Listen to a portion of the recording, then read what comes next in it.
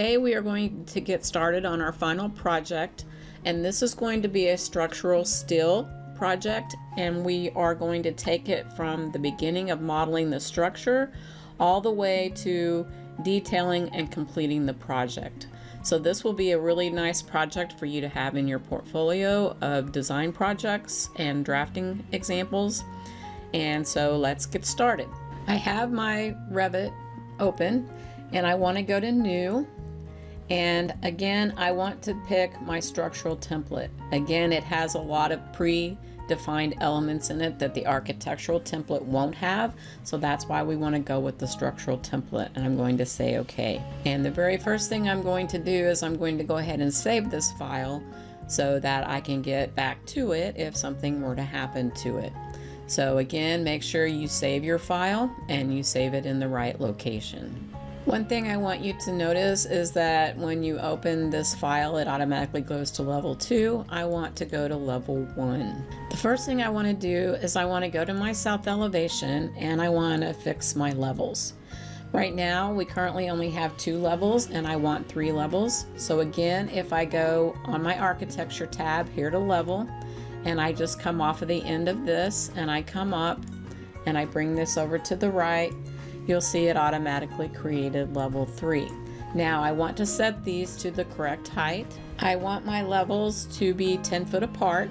So I have level 2 at 10 foot already, and I'm going to change level 3 to be at 20 feet. One advantage to going ahead and creating your levels before you actually start placing your grids is that if I put my grids in and I only have level 2, those grids are only going to come up to level 2 when I add my grid lines. If I go ahead and add my elevations, then my grid lines should go all the way up and down. So that is an advantage to adding your levels before you add your grid lines. So now I'm going to go back to my level 1 plan and I'm going to start to create my grids. Again, under the architecture tab, if I go to grid, I'm going to draw this first one in here.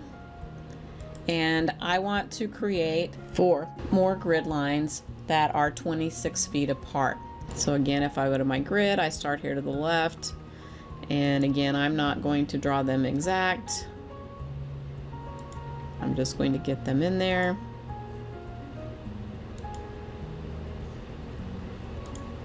You want them to line up on both ends.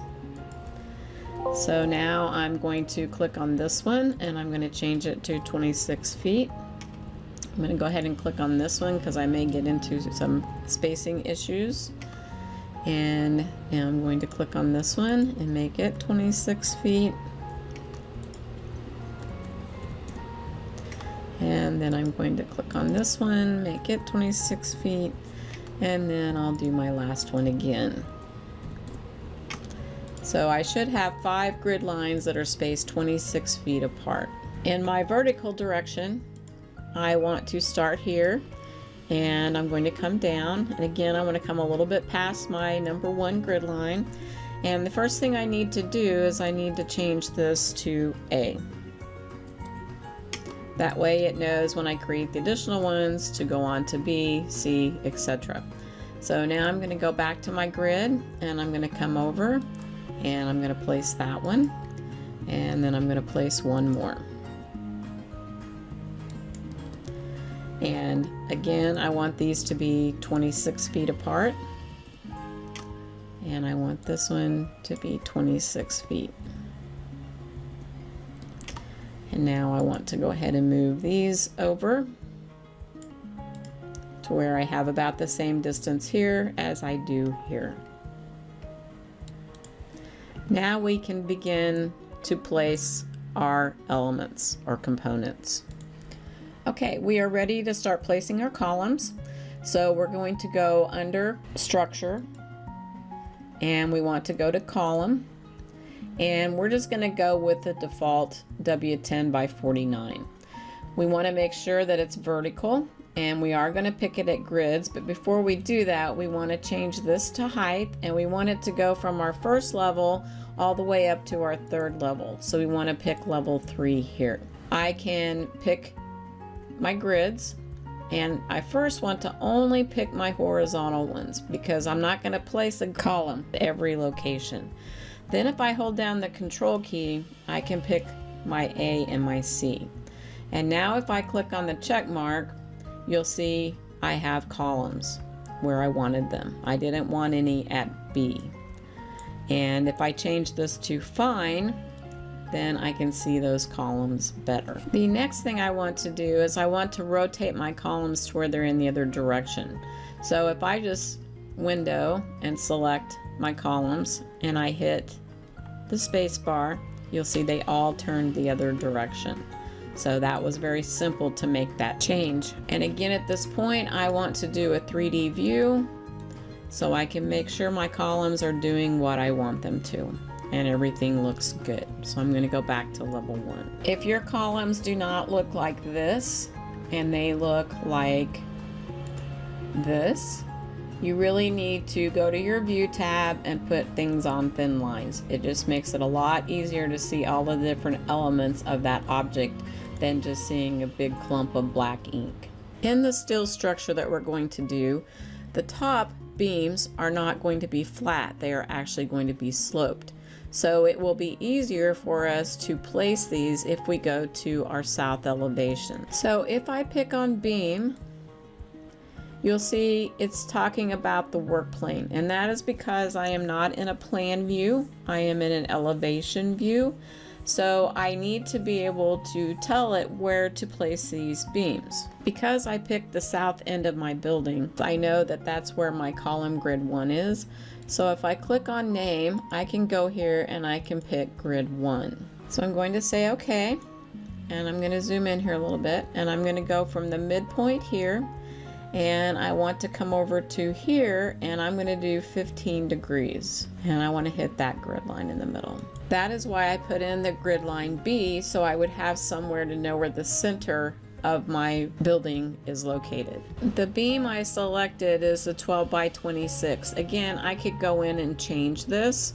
I might want to actually go with something just a little bit more substantial, so I selected the 14 by 30. And then the next thing I need to do is get the same thing over here. So the easiest way to do that is to use my mirror command and pick my line, and now we have it placed. My next step is to copy these. So I'm going to go to my level 3 plan, and again I need to change this to fine, and I'm going to select both of these beams, and I'm going to actually use my array tool to make this go just a little bit faster.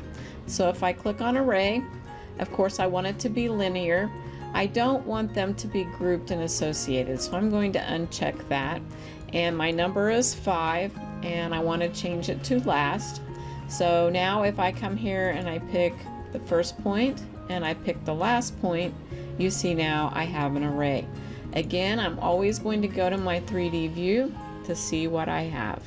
And if I kind of turn this around, you can see that I have those in place. The next thing I need to do is I need to run my beam system that's running the lengthwise of the building here, that's set on top of my main beams. For that, we're going to be using the beam system tool, which is under the structure. We've used this on a couple of other projects that we've been working on. The structural beam system uses what's loaded into here. So if I look down here, I have a W8 by 10, I have a W12 by 26, 14 by 30, and 16 by 26, and those are just a little bit too big. I'm going to go into my structure tab, and I'm going to go to beam, and I'm going to go to load family. And what I want to come down here is to structural framing, and I want steel, and I'm going to come down here to my wide flange, and I'm going to do open, and you'll see right here these are extremely large. As I scroll down, I can get to smaller ones. So I want to go with a 4 by 13. That's a pretty small W flange beam, and say okay. So now I have that loaded in here. So now I can go back to my structure tab and go to my beam system, and now I can change this to my 4 by 13. Now I'm ready to add this beam system. A couple of things I need to do here. One, if I just place it in here right now the way that it is, it's just going to come in flat, and that I do not want. What I want is for it to slope. So what I have to do is I have to attach it to a plane. So if I come over here to my work plane and I hit set, and I do pick a plane, and I say okay, and I come in here and I pick the top of that flange. Now it has that selected. Again, I need to set my spacing. I want it to be a fixed space at 5 feet. And I want to make sure I have the correct wide flange picked, and I do. And I'm going to say apply. So now it's ready for me to sketch what I want. It's going to be easier for me to go, say, to my site plan, because I can see everything, especially if I set this to fine, which is what I do have. And I'm going to use my rectangle command. And I'm going to come here from the midpoint, and I'm going to draw this over to the midpoint here. Now the next thing that I can see is that they're scheduled to run this direction. I want them to run the other direction. So if I pick beam direction and I pick this line, you see it will change directions. So now I should be ready and everything should be good if I click on my check mark, and it looks like it did what I wanted it to do. So again, I want to go to my 3D view, and you see that looks pretty good. I want to set this to hidden line, and you're going to see that we have kind of a weird condition here, but we're going to mess with that and figure out how to do that here in a little bit. If I go back into my site, I basically want the same thing over here. So again, I'm going to select this beam system, and I'm going to do mirror, and I'm going to pick the center point, and now I have that. And again, I'm going to just use my array command. I'm going to hold down my control key and my control key, and I'm going to go to array, and I need 4 of these total, so I'm going to put in 4, and I want it to go to last, so I'm going to pick from here to here, and now I should have all of them. Again, I want to go back to my 3D view to make sure that it does look correct. At this point, make sure you save your drawing. I'm going to stop the video at this point, and then in the next video we will look at the second level floor construction, the foundation, and the bracing. And with that, that will complete the modeling of our steel structure. And then we can get into more of the structural connections and details.